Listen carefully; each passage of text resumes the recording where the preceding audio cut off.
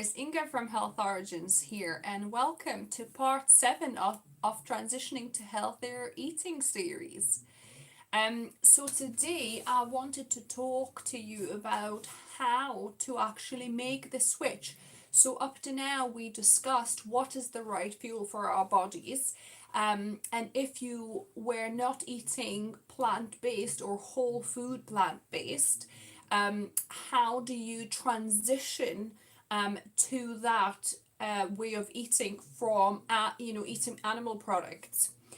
So so like I mentioned already, there are some people that do transition like this overnight, like me and my husband. But then there are people that they prefer to kind of do it gradually. So they might remove meat, for example, they might remove dairy products, and so on. So whatever feels right for you, try and listen to your body, see what, if it's sending you any signals. Maybe you kind of, so for example, I heard one of the friends I know, one of the ladies I know, on her Facebook, she mentioned, oh, I can't stomach meat in the morning, and I believe she's on paleo grain-free diet. So listen to your body. Your body is telling you that you can't stomach meat, okay? She says she can't stomach meat in the morning. But that should send you a signal that your body, it just knows. It knows that meat is not what you want. It's not what it's craving. It's not the right fuel for you. So so try and listen to your body. It might start giving you clues if you actually listen in. But a good way to transition, regardless whether you're gonna do it, as kind of overnight, like me and my husband did. So to transition overnight, so the best way to do is to go through all of your cupboards and freezer space and literally find the animal products and give them away to somebody, so don't throw them away because it's still food. Somebody who is obviously not eating vegan will appreciate this. So either give it away to your, neighbors, your friends, your family, or there's an excellent app called Olio. So I believe you can put anything you've got that's still in date, still good, and people will come and pick it up. So just go through all of your kind of cupboards, your fridge, your freezer, and get rid of everything that has animal products in it. So, honey is one of those things that, you know, divides some opinion. So honey is not technically vegan, although some vegans still use it, either the ones where they know the beekeeper and knows that they keep to really good standards, as in don't cut the wings off the queen bee. They leave enough honey for bees themselves over winter, doesn't just take all of the honey away and feed them sugar water. So they either know somebody or a beekeeper how they keep the bees, so then you can potentially say it could be vegan. um, or some people like myself, I sometimes make an exception for honey if I'm unwell, because I know honey is really good, to kind of help your immune system when you're cold, like when you have coughs. It's really good. It's kind of soothing, kind of syrup, if you like.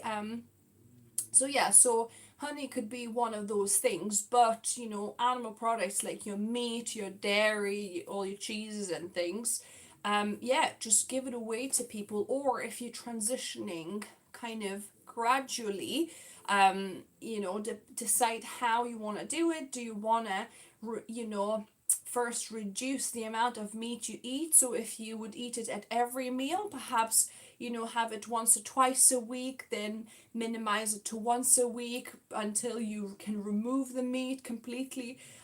If you kind of starting with dairy, either have it less times a week or completely eliminate dairy, then remove meat. So whichever way it makes sense for you, the main point is not to be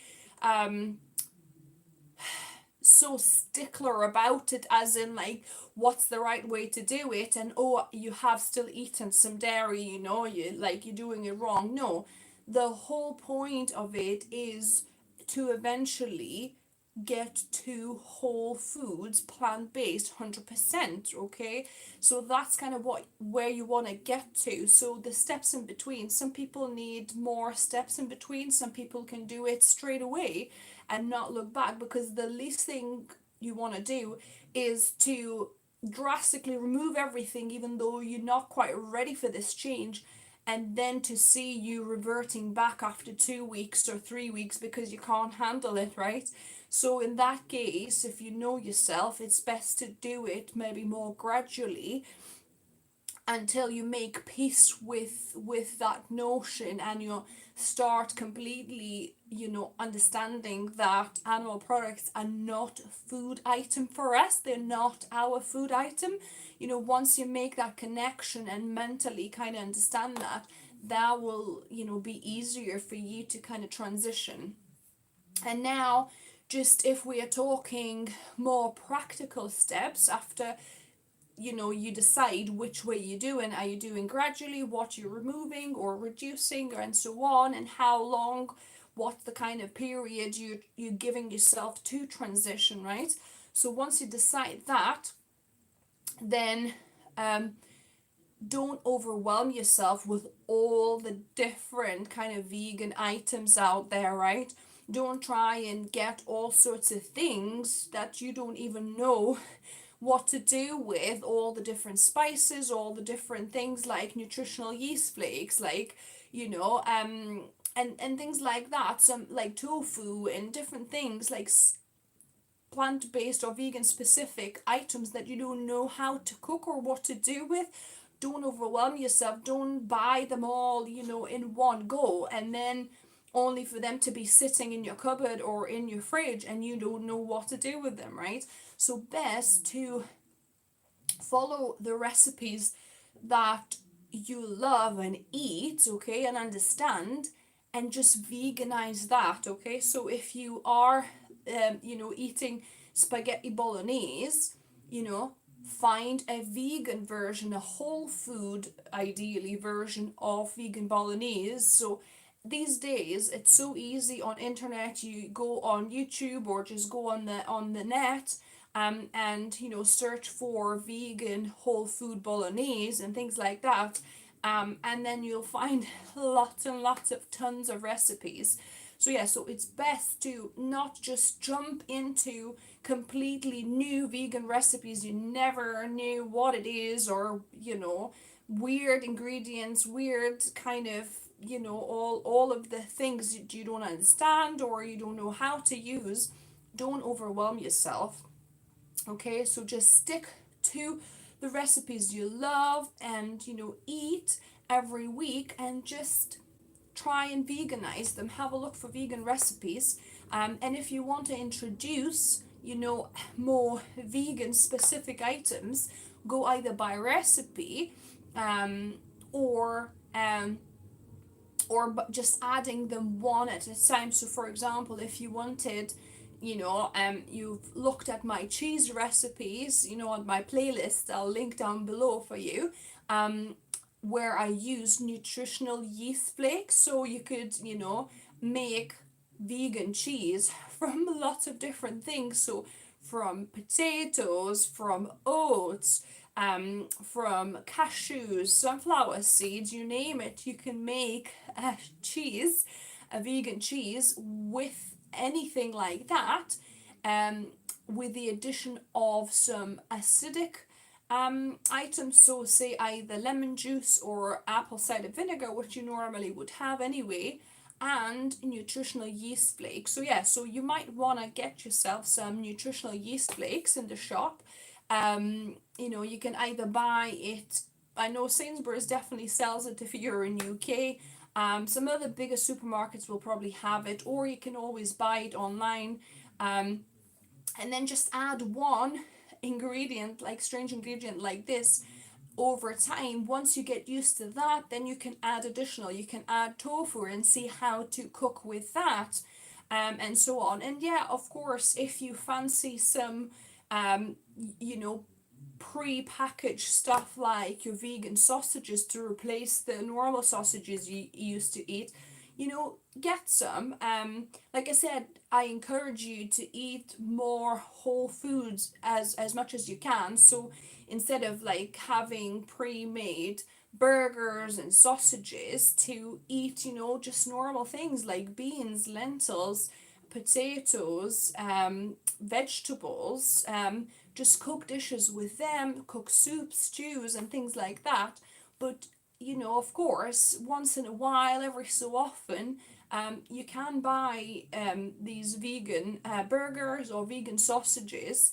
I guess it depends, where were you on the healthy eating scale before you were, went vegan or plant based. If you were eating completely pre-packaged, um, pre you know kind of pre-packaged, pre-made meals all the time, like your burgers, your sausages, ready meals and things like that, then for you to transition completely to cooking from scratch, vegan or plant-based, will be too much of a jump. So obviously, if you were eating that way, then maybe transition to vegan or plant-based junk food, and then try and introducing healthier options. Buy more fresh fruit and veg, potatoes, rice, and try and cooking lentils and beans, and try and cooking more whole food recipes.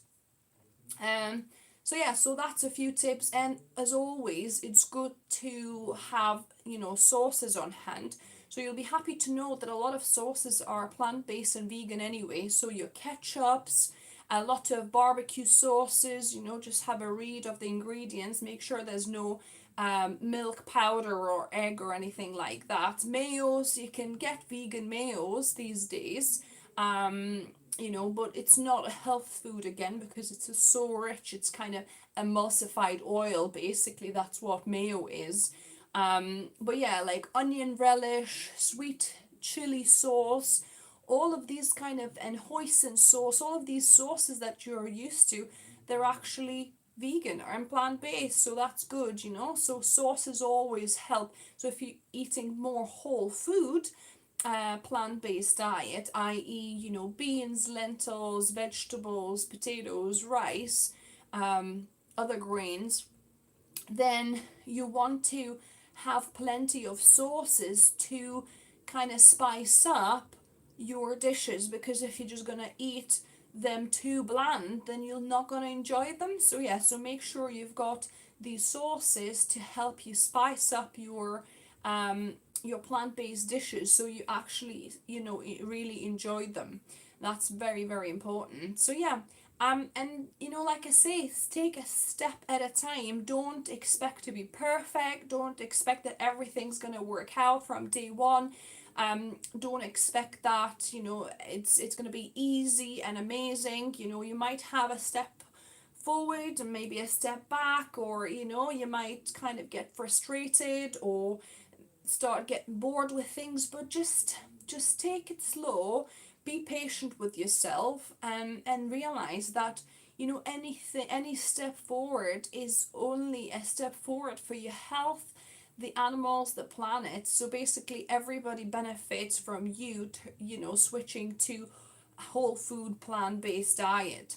And if you have any questions you wanted to ask, I'll be happy to, about transitioning, I'll be happy to answer. So put them down below. Yeah, and until next time, and next time I'll see what we'll be talking about next time. Oh, so we're going to be talking about why oil is not healthy for us. Not even extra virgin olive oil. Can you believe that? So yeah, so that's what we're going to be talking next time. Why oil is not healthy. So yeah, so I hope you enjoyed the video. Give me a thumbs up if you did. If you're new to the channel, welcome and subscribe for more videos. Go through the previous videos, because this is part 7 of my 15-part series I'm doing this January. How to transition to healthier eating. So yeah, until next time, guys, in 2 days' time. See ya.